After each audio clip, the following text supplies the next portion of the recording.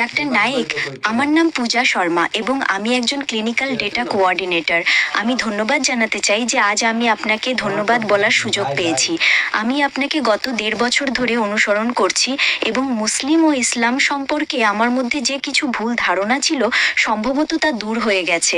এবং যেমন আপনি বলেছেন, আপনি কোরআনের অনেক আয়াত সম্পর্কে বলেছেন। আমি মনে করি গীতা, কোরআন, বাইবেল যাই হোক না কেন, সবগুলিতেই একটি সাধারণ কথা লেখা আছে যে আপনি আপনার কর্তব্য পালন করে যান, মিথ্যা বলবেন না, কাউকে অকারণে হত্যা করবেন না।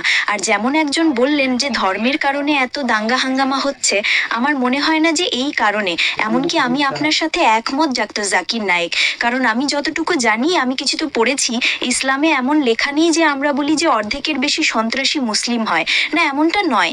ইসলামে লেখা আছে যে যখন আপনি কাউকে বিনা কারণে হত্যা করেন তখন আপনি হয়তো মুসলিম নন। ইসলামে এটা লেখা নেই যে আপনি কাউকে